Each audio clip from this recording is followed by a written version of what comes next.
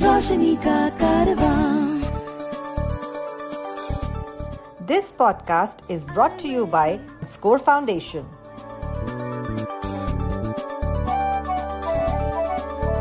ये है रोशनी, रोशनी, रोशनी का कारवां, रोशनी।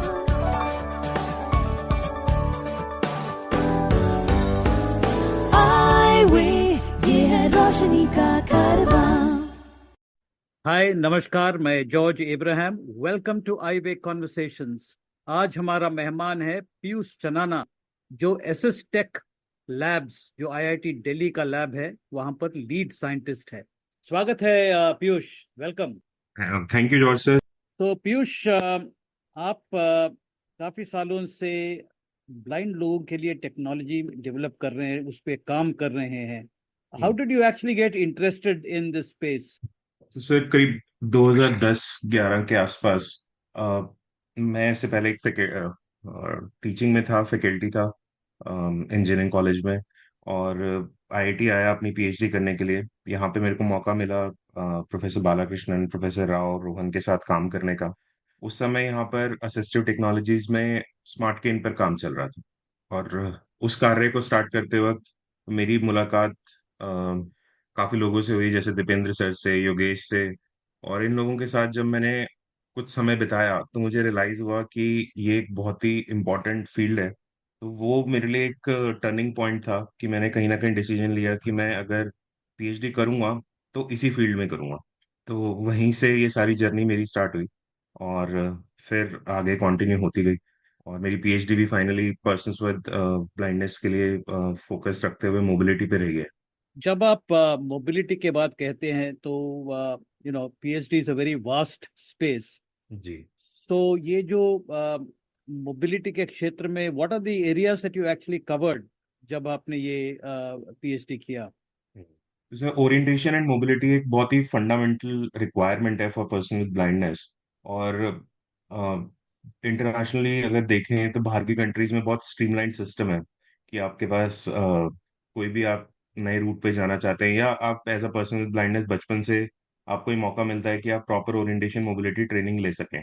और अगर आप किसी स्टेज पे कोई नई चीज भी सीखना चाहते हैं तो उसके लिए आपको ट्रेनर्स की सपोर्ट इजीली अवेलेबल हो जाती है, जबकि हमारी कंट्री में ऐसा नहीं है।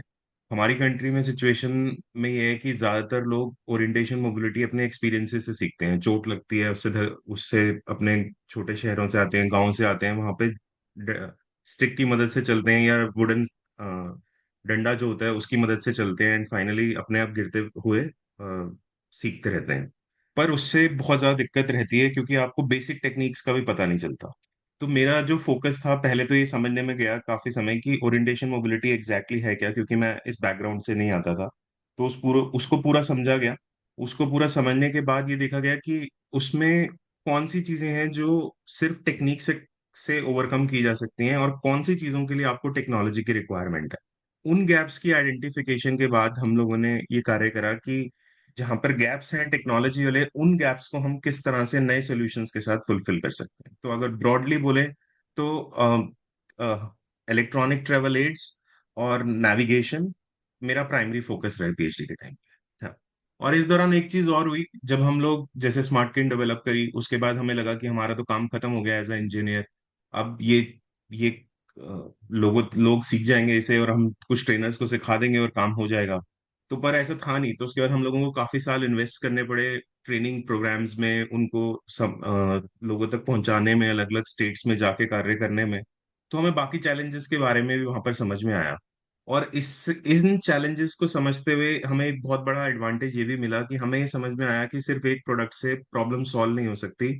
आपको पूरा एक इकोसिस्टम क्रिएट करना पड़ेगा, और उस इकोसिस्टम में एक प्रोडक्ट नहीं होगा, बहुत सारे प्रोडक्ट होंगे। तो नई नई प्रॉब्लम्स हमें फील्ड से मिलती थी, और उन प्रॉब्लम्स को हम फिर धीरे धीरे लैब में उन्हें और डीप समझ के सॉल्व करना स्टार्ट किए। उन्हीं में ये टेक्टाइल आया, उन्हीं में ब्रेल डिस्प्ले आया, इसी तरह से ये सारी चीजें फील्ड से हमें बहुत अच्छे से समझ में आने लगी।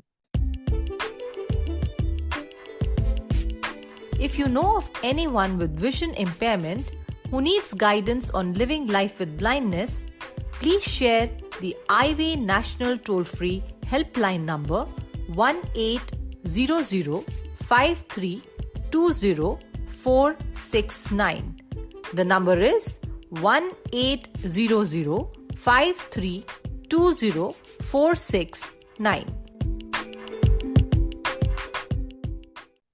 ये जो टैक्टाइल का जो जिक्र आपने किया अभी, टैक्टाइल का ब्रॉडली दो तरीके से इस्तेमाल किया जाता है। एक तो पढ़ाई के लिए टैक्टाइल डायग्राम्स वगैरह क्रिएट किया जाता है। दूसरा मोबिलिटी के लिए भी टैक्टाइल अक्सर यूज किया जाता है, जैसे कि दिल्ली यूनिवर्सिटी में काफ़ी टैक्टाइल पाथ्स है। अन्य प्राइवेट एरियाज में भी हमने देखा है कि टैक्टाइल पाथ्स है। तो इसमें ये जो टैक्टाइल पाथ्स है, हम उसके बारे में पहले बात करते हैं। आपका क्या अनुभव रहा? ये has it been a successful thing in a country like India?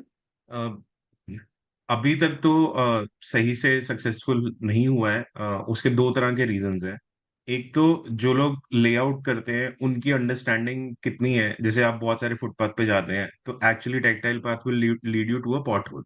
या तो आपको बचाने की बजाय वो रिवर्स हो रहा है। तो वहां पे इग्नोरेंस है या फिर अवेयरनेस गैप है कि जो लोग इसके लेआउट में या इसकी इंस्टॉलेशन में इन्वॉल्व हैं उनकी अंडरस्टैंडिंग ये कितनी है कि orientation and mobility point of view से इनका लेआउट कितना प्रॉपर होना चाहिए।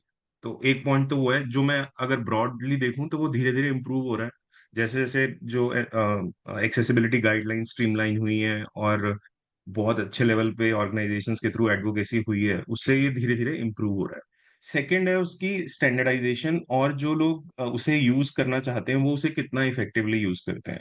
तो बहुत बार ऐसा भी देखने में आता है, सब लोगों की अपनी टेक्निक्स हैं। जैसे किसी अगर मैं अपने साथ जो मेरे फ्रेंड्स हैं उनको ही देखता हूँ तो कुछ लोग टेक्टाइल पाथ के ऊपर चलना पसंद करते हैं, जबकि कुछ लोग उसके साइड में चल के केन से टच करते हुए चलते हैं। तो ये उस पर भी डिपेंड करता है कि आप उसका कितना इफेक्टिव यूज कर पाओगे, उसमें आपके अपने मोबिलिटी स्किल्स कितने अच्छे हैं। तो अगर आपकी मोबिलिटी स्किल्स परसेप्शन या आप इंडिपेंडेंट ट्रैवलर हो ही नहीं, आप हमेशा साइटेड पर्सन के साथ ही ट्रैवल करते हो, तो उस केस में हो सकता है कि आपके लिए ये चीजें उतनी यूजफुल ना हो पाए as compare to any other person जो इंडिपेंडेंट ट्रैवलर है।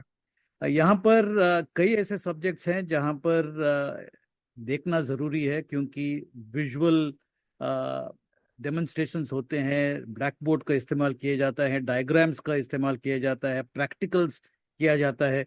तो हम्म। एसएसटेक लैब्स जो है इसमें काफ़ी काम किया है। सो हम्म। आप संक्षेप में थोड़ा बताएंगे कि इस क्षेत्र में आपका लैब में किस प्रकार का काम होता है और कौन कौन से सब्जेक्ट्स, किस किस टूल्स अवेलेबल है इन सब्जेक्ट्स को डील करने में।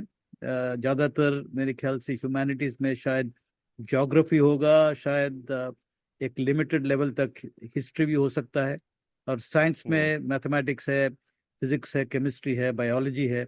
कई बच्चे हम्म। हैं जो ऐसे सब्जेक्ट्स पढ़ना चाहते हैं और वो इस इससे दूर रहते हैं, क्योंकि ये डायग्राम्स और प्रैक्टिकल्स होते हैं, लेबोरेटरी वर्क होता है, लैब जर्नल्स लिखने पड़ते हैं। तो इस क्षेत्र में आपका रिसर्च और एसएसटेक लैब्स का क्या कंट्रीब्यूशन है और क्या क्या अवेलेबल है? हम्म। तो इसमें से एक तो यही था कि एजुकेशन फंडामेंटल रिक्वायरमेंट है, और जैसा आपने कहा बिल्कुल ठीक है कि वो डायग्राम्स के बिना इनकम्प्लीट है। तो कॉन्सेप्ट अंडरस्टैंडिंग बहुत वीक हो जाती है। तो हम लोगों का जो काम यहाँ पे स्टार्ट हुआ था, हम बेसिक डायग्राम से करना स्टार्ट करे, मोबिलिटी से रिलेटेड चीजें कर रहे थे। देन वी रियलाइज कि इंडिया में तो बच्चे मैथ साइंस ले ही नहीं पा रहे after 8th grade. Then we shifted कि हमें एनसीईआरटी बुक्स को उनके डायग्राम्स को करना चाहिए। तो अराउंड 2014 से लेके 2017-18 तक आईआईटी में ही हमने ये सारा सिस्टम समझा, उसे डेवलप करा कि किस तरह से टेक्टाइल डायग्राम्स क्रिएट किए जा सकते हैं।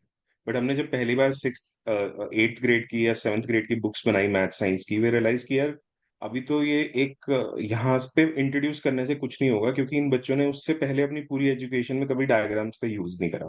तो ये चीज ऐसी है कि it's a tactile skill which has to be develop from childhood itself. जैसे बाकी चीजें ब्रेल रीडिंग आपकी बचपन से डेवलप होती है, उसी तरह से आपके टेक्टाइल स्किल्स भी बचपन से डेवलप करना। Then we moved on to छोटे बच्चों की बुक्स पे। तो फिर हमने धीरे धीरे इसे एज अ सर्विस स्टार्ट करा, नॉट फॉर प्रॉफिट से। रेज लाइन फाउंडेशन के नाम से ऑर्गेनाइजेशन है, स्टार्टअप है, जो ये कार्य को आगे लेके जा रहा है। तो 2018 में करीब हमने इसे सेटअप करा, और पिछले 5 सालों में हमने जो वहां पर करने की कोशिश करी है वो ये करी है कि बचपन से लेके 5th ग्रेड तक के लिए जो बेसिक बुक्स, जैसे साइटेड बच्चों को इतनी वैरायटी ऑफ चीजें मिलती हैं जिसमें वो चार्ट्स वगैरह खरीद के कलरफुल डायग्राम्स का यूज करके चीजें करते हैं, तो ऐसी अगर आपको ब्रेल सीखनी है तो भी आप बुक्स के साथ सीखो। आपको कलरिंग करनी है तब भी आप टेक्टाइल वे में खुद as a blind student colouring भी करो। तो वो सारी एक्टिविटीज करो जैसे बाकी बच्चे कर रहे हैं, उसको क्लोज, उस गैप को मिनिमाइज करने की कोशिश करी।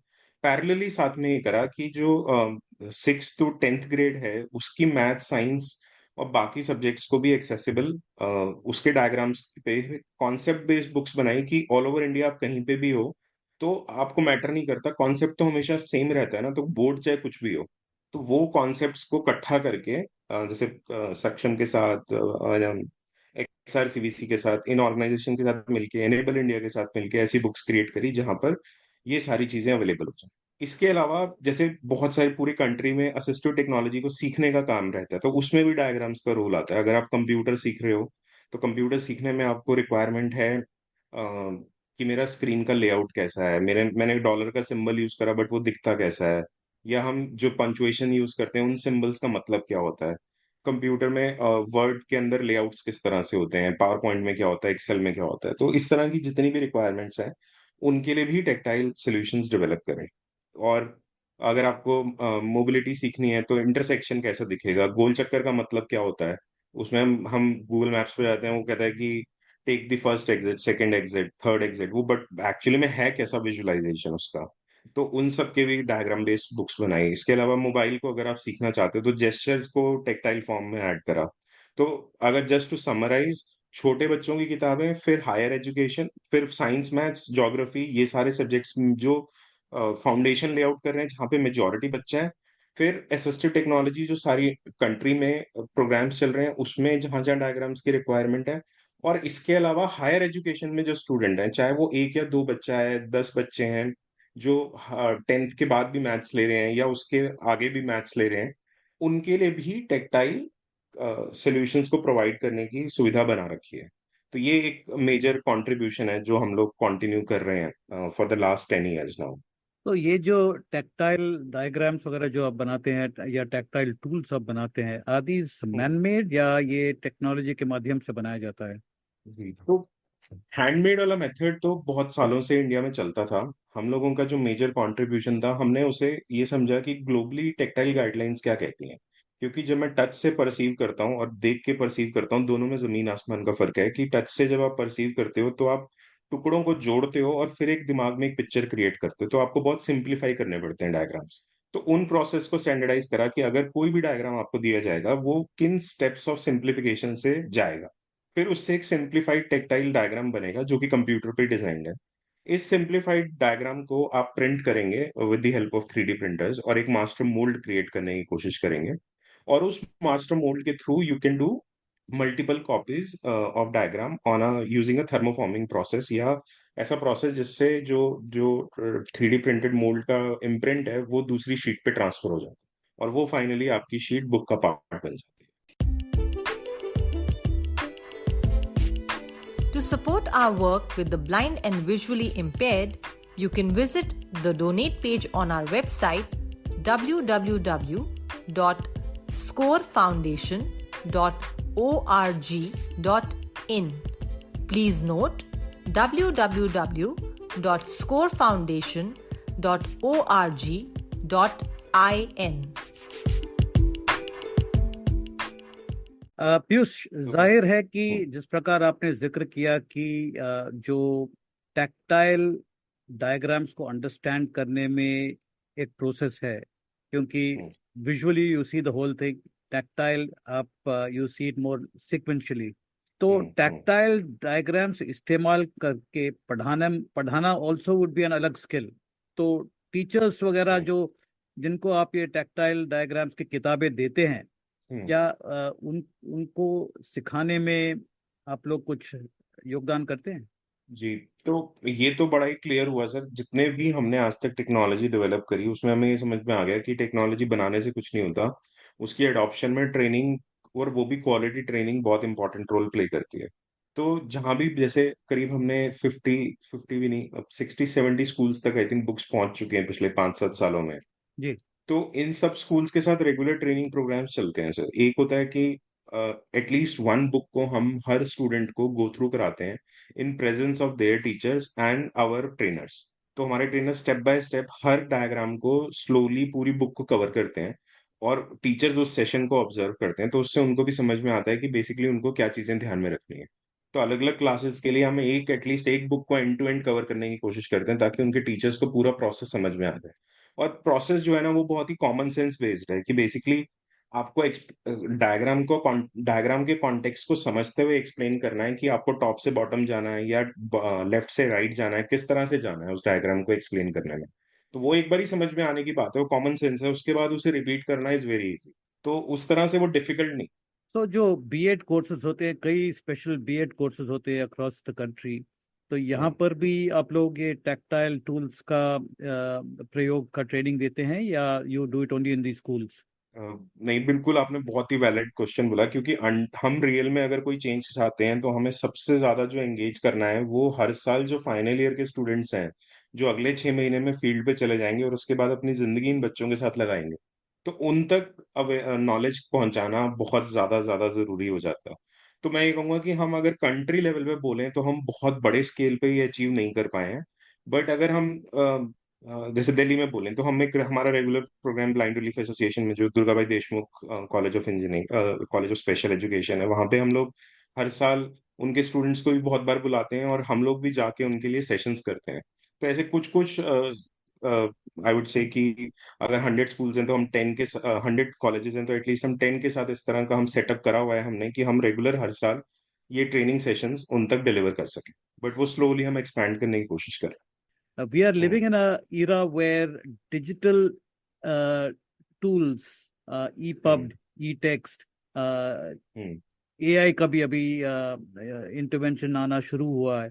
So there is hmm. a mindset, or there is a war or a debate going on whether we should shift from Braille to totally digital platforms of learning and teaching.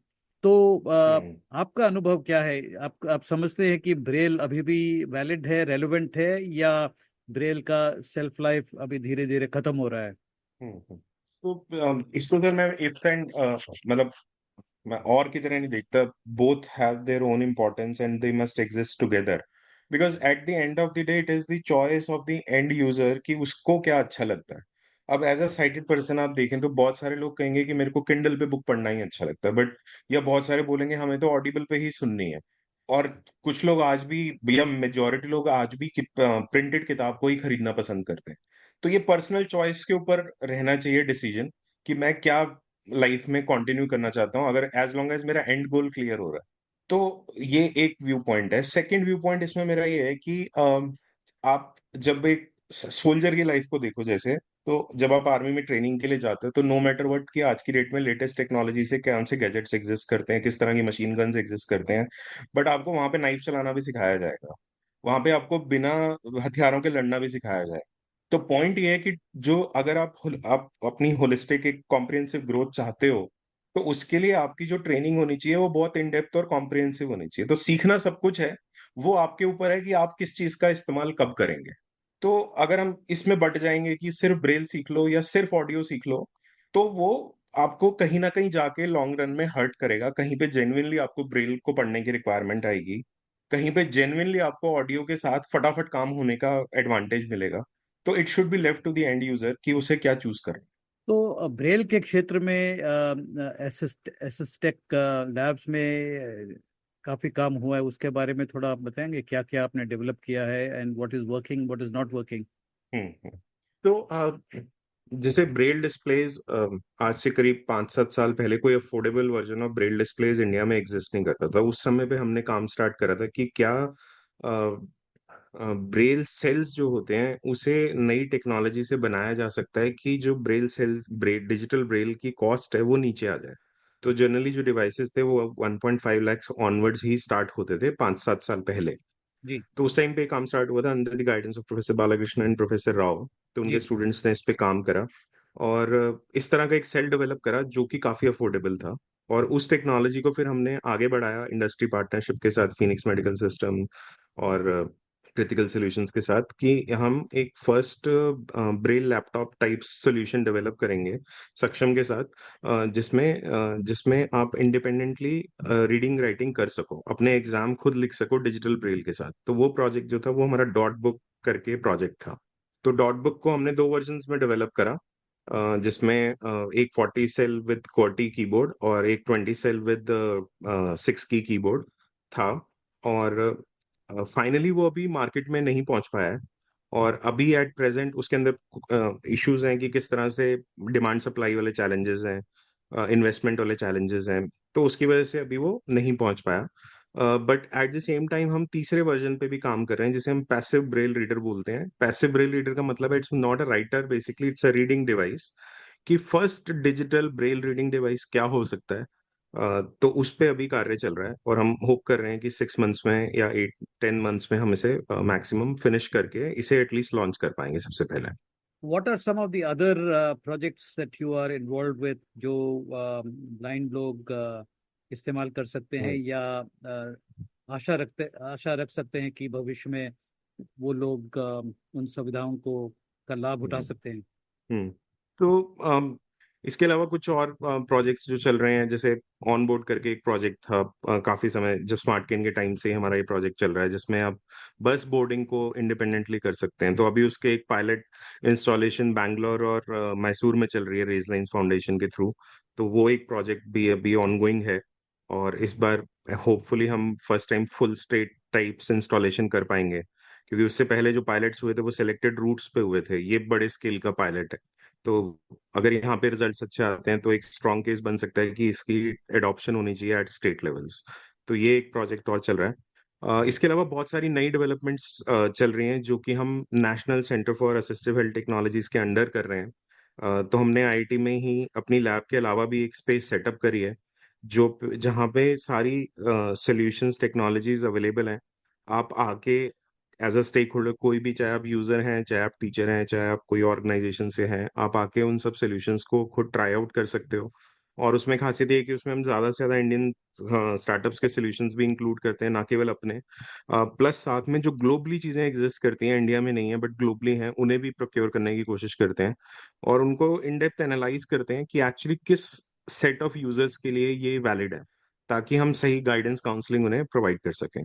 तो एक wing national centre में ये करता है कि technology available है, उसे explore करिए। सेकंड, उसमें न्यू डेवलपमेंट्स पे काम करता है, तो किस तरह से नए सॉल्यूशंस क्रिएट करे जा सकते हैं नए गैप्स को फुलफिल करने के लिए। तो इस तरह से हमारे 7-8 और प्रोजेक्ट्स चल रहे हैं, जो अभी बहुत प्रोटोटाइपिंग स्टेज पर हैं। बट यस, काफी सारे नए सॉल्यूशंस उसमें डेवलप हो रहे हैं। उसमें कई चीजें हाई एंड भी हैं, हाई टेक भी हैं, जो लॉन्ग टर्म प्रोजेक्ट्स हैं, और कई चीजें बिल्कुल लो टेक भी हैं, जो टीचिंग एड्स की तरफ जाता है, कि टीचर्स के लिए, टीचर्स के पास बहुत इफेक्टिव टूल्स एग्जिस्ट करने चाहिए कि वो स्टूडेंट को फटाफट से सिखा सकें चीजों को एजुकेशन में। तो उनकी डेवलपमेंट भी चल रही है। कई लोग इस डिस्कशन या इस कॉन्वर्सेशन को सुन रहे हैं, और अगर स्कूल्स हो, टीचर्स हो, या एंड यूजर्स हो, वो लोग आपसे हम्म। संपर्क करना चाहते हैं, ये जो टेक्नोलॉजीज को देखना चाहते हैं, समझना चाहते हैं, खरीदने चाहते हैं, तो वो लोग आपसे संपर्क कैसे करेंगे? तो उसका जो सिंपलेस्ट रहेगा, वो आप एक मेल ड्रॉप कर सकते हैं अपनी रिक्वायरमेंट के साथ, तो उस पर हम लोग रिस्पॉन्ड कर देंगे, और उसके अकॉर्डिंग आपका विजिट स्केड्यूल हो जाएगा। तो मेल आईडी है NCAHT.IITD@gmail.com। तो यहाँ पर मेल ड्रॉप करके विजिट स्केड्यूल की जा सकती है इजिली। तो ये फर्स्ट मेथड है। सो पीयूष, बहुत बहुत शुक्रिया, आपने विस्तार से कई चीज़ों पे बात किया। और चलते चलते एक आखिरी सवाल मैं पूछना चाहूँगा। पर्पल फेस्टिवल में मैंने देखा था कि ये 3D प्रिंटिंग इस्तेमाल करके कई मॉन्यूमेंट्स के मॉडल्स थे वहाँ पर, एंड इट वाज अ जी। Wonderful experience looking at various monuments from across the world. Hmm. तो क्या ये जो टेक्नोलॉजी वहाँ पर इस्तेमाल किया गया है, is that hmm. also being used in the area of education? Definitely sir, ये तो वो वाला इनिशिएटिव जो था वो पूरा सक्षम का इनिशिएटिव था। जी। तो वहां पे इन लोगों ने पूरे मॉन्यूमेंट्स डेवलप करे थे, और 3D प्रिंटिंग के थ्रू करे थे।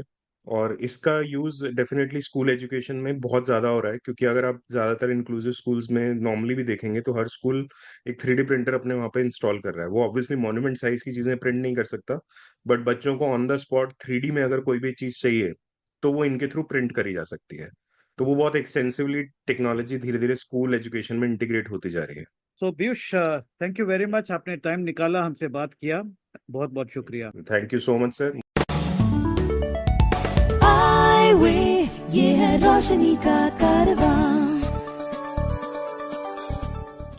This podcast was brought to you by Score Foundation.